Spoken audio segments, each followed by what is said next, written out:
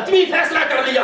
کہ ان کے اندر سے ایک بندے کو اٹھایا جائے۔ ان کی نگاہ مرزا غلام احمد قادیانی کے والد پر جا کر ٹھہری کہ یہ وہ بندہ ہے جو قدم قدم پر مسلمانوں کے خلاف ہمارا ساتھ دیتا آیا ہے،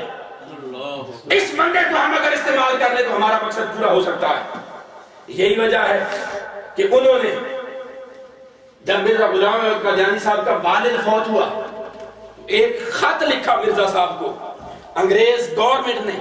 اور وہ خط مرزا غلام احمد قادیانی صاحب نے خود اپنی روحانی خزائن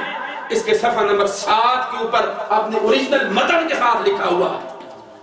جب مرزا غلام احمد قادیانی صاحب کے والد صاحب فوت ہوئے، انگریز گورنمنٹ نے خط لکھا۔ اس وقت وہاں پر جو فائنینشیل کمشنر تھا برٹش گورنمنٹ کا، ان کی طرف سے خط لکھا گیا، اور اس کے اندر لکھا گیا I have persuaded your letter of the 2nd instant and deeply regret the death of your father Mirza Ghulam Murtaza, who was great well-wisher and faithful chief of our government۔ انہوں نے کہا کہ ہمیں تمہارے باپ کی موت پر بڑا دکھ ہے، وہ ہماری حکومت کا بہت بڑا ویل وشر تھا۔ یہ خط لکھا گیا غلام احمد قادیانی صاحب کے والد کی وفات پر مرزا غلام احمد قادیانی کے بڑے بھائی مرزا غلام قادر کی طرف، اور اس میں لکھتے ہیں in consideration of your family services، کہتے ہیں تمہاری فیملی کی جو ہمارے لیے خدمات ہیں ان کو نگاہ میں رکھتے ہوئے I will esteem you with the same respect as that bestowed in your loyal father، ہم تمہیں بھی وہی عزت دیں گے جو تمہارے وفادار باپ کو دیا کرتے تھے، اور I will keep in mind the restoration and welfare of your family when a favorable opportunity occurs۔ کہتے ہیں جب بھی کوئی مناسب موقع آیا ہم تمہارے خاندان کی خدمات کو ضرور پھر حاصل کریں گے، ضرور حاصل کریں گے۔ لہٰذا وہ مناسب موقع مرزا غلام احمد قادیانی سے جو کام لینے کا تھا، وہ مناسب موقع جب آیا اور انہوں نے مسلمانوں کے اندر ذلی نبی پیدا کرنے کا جو ان کا پہلے پلان تھا، جب انہوں نے اس کا اظہار کرنا چاہا تو مرزا غلام احمد قادیانی صاحب کی نبوت کا پودا انہوں نے خود لگایا۔ مرزا غلام احمد قادیانی صاحب کی نبوت کا پودا انگریز نے خود لگایا۔ یہ ان کا خود کاشتہ پودا ہے، اور یہ خود کاشتہ پودا، یہ لفظ بھی میرے نہیں ہے، یہ لفظ بھی مرزا غلام احمد قادیانی صاحب کے اپنے ہیں۔ انہوں نے خود کہا کہ میں انگریز کا خود کاشتہ پیدا ہوں۔ انہوں نے اس کا اظہار کیا روحانی خزائن اس کی 13ویں جلد صفحہ نمبر 21 کے اندر، اس میں مرزا غلام احمد قادیانی صاحب نے خط لکھا برٹش گورنمنٹ کو، اور اس کے اندر انہوں نے بڑے واضح الفاظ کے اندر اپنی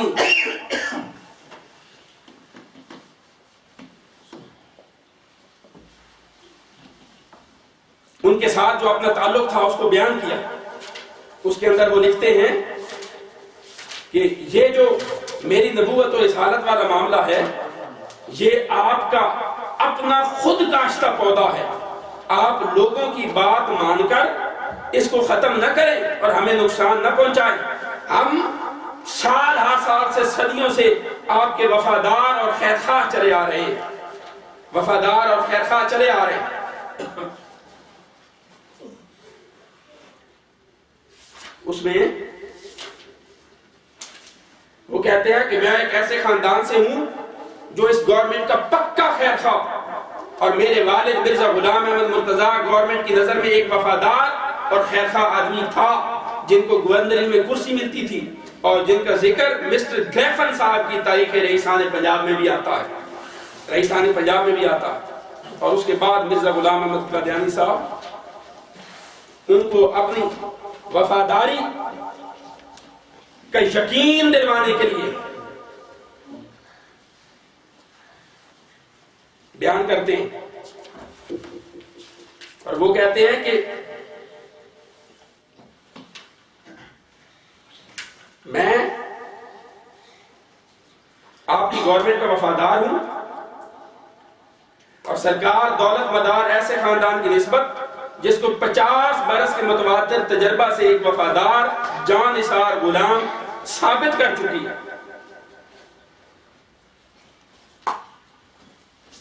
یہ تیسری جلد کے اندر ہے۔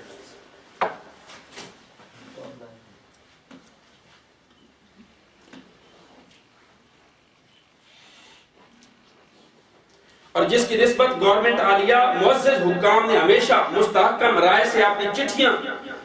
چٹھیات میں گواہی دی کہ وہ قدیم سے سرکار انگریز کے پکے خیرخواہ اور خدمت گزار ہیں، اور اس خود کاشتہ پودا کی نسبت نہایت حزم اور احتیاط اور تحقیق اور توجہ سے کام لے اور اپنے ماتحت حکام کو اشارہ فرمائے۔ یہ مجموعہ اشتہارات کی تیسری جلد ہے، اس کے اندر صفحہ نمبر 21 ہے۔ مجموعہ اشتہارات، اس کا صفحہ نمبر 21، اس میں مرزا غلام احمد قادیانی صاحب کا اپنا جو انہوں نے خط لکھا اس کے الفاظ ہیں۔ انہوں نے کہا کہ یہ آپ کا اپنا خود کاشتہ پودا ہے جو میری نبوت اور رسالت ہے۔ کہتے ہیں کہ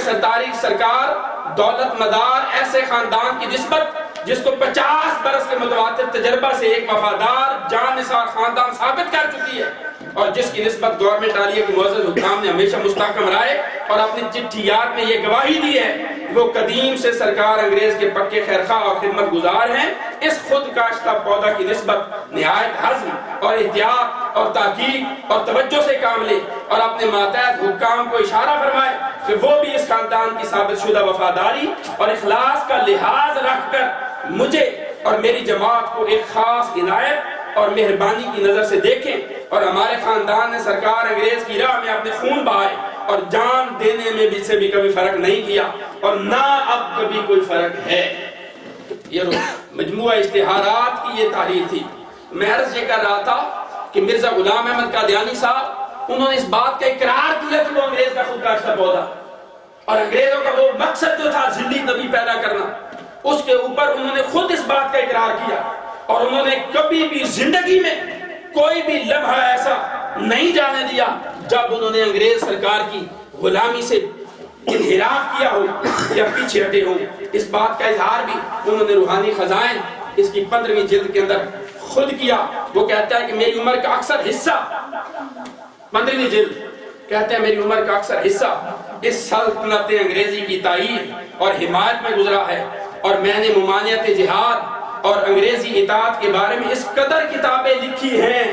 اور اشتہار شائع کیے ہیں کہ اگر وہ رسائل اور کتابیں اکٹھی کی جائیں تو 50 الماریاں ان سے بھر سکتی ہیں۔ میں نے ایسی کتابوں کو تمام ممالک عرب اور مصر اور شام اور کابل اور روم تک پہنچا دیا ہے، اور میری ہمیشہ کوشش رہی ہے کہ مسلمان اس سلطنت کے سچے خیرخواہ ہو جائیں، اور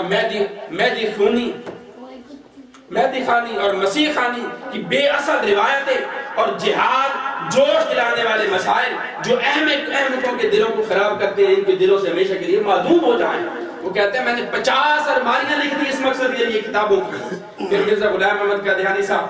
ملکہ برطانیہ ان کی چاپلوسی کرتے ہیں۔ ان کی اپنی کتاب روحانی خزائن جلد 12 اس کا صفحہ نمبر 283 ہے، اس کے اندر بڑی خاص بات ہے، ایک خط لکھا گیا مرزا غلام احمد قادیانی صاحب کی طرف سے، اور لطف کی بات یہ ہے ہمیں کچھ بھی اپنی طرف سے کہنے کی ضرورت نہیں، ان کی ایک ایک بات ان کی اپنی کتابوں میں موجود ہے، اور یہ خط اتنے موٹے موٹے الفاظ کے اندر لکھا ہوا ہے، یہ کوئی آج بھی ہماری اختراع یا مجھے الزام لگانے کی کوئی ضرورت نہیں۔ میں تو ایک درد دل آپ کے سامنے پیش کرتا ہوں کہ خدا را کل آپ لوگوں نے مرنا بھی ہے، یہ دنیا ہمیشہ کے لیے رہنے والی نہیں، بیر کیف دار فنا کی طرف جانا ہے، قبر میں جانا ہے، یوم حشر پہ اٹھنا ہے۔ اگر آج یہ ساری چیزیں جاننے کے باوجود اپنے عقیدے خراب کیے، ایمان خراب کر لیا تو دنیا تو ممکن ہے مل جائے گی، مگر یوم حشر اللہ کی بارگاہ میں اور تاجدار کائنات کی بارگاہ میں جو رسوائی ملے گی اس رسوائی سے کوئی بچانے والا بھی نہیں ہوگا۔ ہم تو درد دل کے لیے یہ باتیں بتا رہے ہیں کہ ممکن ہے کہ کسی کے دل میں یہ بات اتر جائے، اور ہماری کوشش کی برکت سے اللہ رب العزت اس کو ایمان کے اوپر موت عطا فرما دے۔ ہمیں صرف آپ کے ساتھ یہ دل لگی ہے، جو لوگ اس کے منکر ہیں ان کے ساتھ صرف ایک خواہش ہے کہ ان کی موت ایمان پر ہو، اس کے لیے یہ کوشش، یہ تحریریں دکھا رہا ہوں۔ اس کے اندر لکھتا ہے کہ اور میں اس کا شکر کرتا ہوں کہ اس نے مجھے ایک ایسی گورنمنٹ کے سایہ رحمت کے نیچے جگہ دی، یہ مرزا صاحب کے الفاظ ہیں، اور میں اس اللہ کا شکر کرتا ہوں کہ اس نے مجھے ایک ایسی گورنمنٹ کے سایہ رحمت کے نیچے جگہ دی جس کے زیر سایہ میں بڑی آزادی سے اپنا کام نصیحت اور واعظ ادا کر رہا ہوں۔ اگرچہ اس محسن گورنمنٹ کا ہر ایک پر رعایا میں سے شکر واجب ہے، مگر میں خیال کرتا ہوں کہ مجھ پر سب سے زیادہ واجب ہے، کیونکہ یہ میرے اعلیٰ مقاصد جو جناب کیسرہ ہند کی حکومت کے سایہ کے نیچے انجام پذیر ہو رہے ہیں، ہرگز ممکن نہ تھا کہ وہ کسی ایسی گورنمنٹ کے زیر سایہ انجام پذیر ہو سکتے اگرچہ وہ کوئی اسلامی گورنمنٹ ہی ہوتی۔ یعنی میں جو کام کر رہا ہوں یہ مسلمانوں کی گورنمنٹ میں ممکن نہیں تھا، یہ آپ کی گورنمنٹ میں ممکن ہے، اس لیے آپ کا شکریہ ادا کرنا سب سے زیادہ میرے لیے واجب ہے۔ یہ مرزا صاحب کی اپنی تعریف، اس کو جس کی جگہ پر ترتیب ہے۔ تو میں عرض یہ کر رہا تھا یہ پودا ان کی طرف سے لگایا گیا، مگر میں پھر بھی کہتا ہوں کہ ہمیں گالی گلوچ دینے کی قطعاً کوئی ضرورت نہیں۔ میں کہتا ہوں آئیں ہم مرزا صاحب کی کتابوں کو کھنگالیں اور مرزا صاحب کو خود دیکھیں کہ وہ خود کس جگہ پر سٹینڈ کرتے ہیں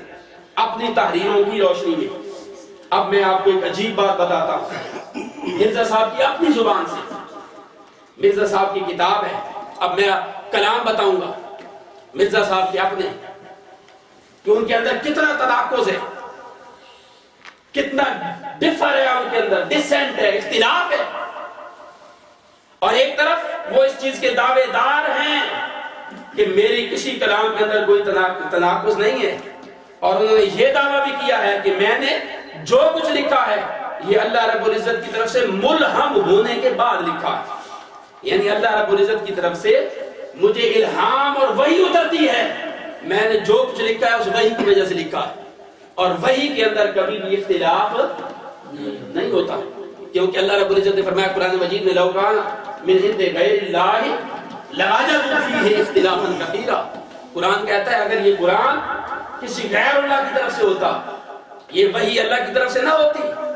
یہ قرآن خدا کی طرف سے نہ ہوتا، قرآن کہتا ہے لوجدوا فیہ اختلافا کثیرا، تم اس کتاب کے اندر بہت زیادہ اختلاف پاتے۔ اب قرآن میں اختلاف ہے؟ بولیے کیوں نہیں ہے؟ فقط ایک جواب آئے گا، اس لیے نہیں کہ یہ اللہ کی وحی ہے۔ قرآن میں اختلاف اس لیے نہیں کہ یہ اللہ کی، اور اللہ کی وحی کے اندر اختلاف، اور جس میں اختلاف ہو وہ اللہ کی وحی نہیں ہوتی۔ اتنی بات سمجھ گئے؟ اب یہ بات کہ جس میں اختلاف ہو وہ اللہ کی وحی نہیں، یہ بھی مرزا صاحب کی زبانی سنیں۔ 7 بچن روحانی خزائن جلد نمبر 10 مرزا صاحب کی صفحہ نمبر 141، اس میں مرزا صاحب نے کہا، کہتے ہیں جو پرلے درجے کا جاہل ہو، میں نے کہا ہمیں گالی دینے کی ضرورت ہی نہیں ہے، ہمیں کچھ کہنے کی بولیے نا، ہمیں کیا ضرورت ہے ہم زبان گندی کریں، کوئی ضرورت نہیں۔ اب موصوف کی کتابیں کھنگا لیں، کہتے ہیں جو پرلے درجے کا جاہل ہو، جو اپنے کلام میں متناقض بیانوں کو جمع کرے اور اس پر اطلاع بھی نہ رکھے، یعنی پرلے درجے کا جاہل وہ ہے کہ جس کی کتابوں میں متضاد چیزیں جمع ہو جائیں اس کو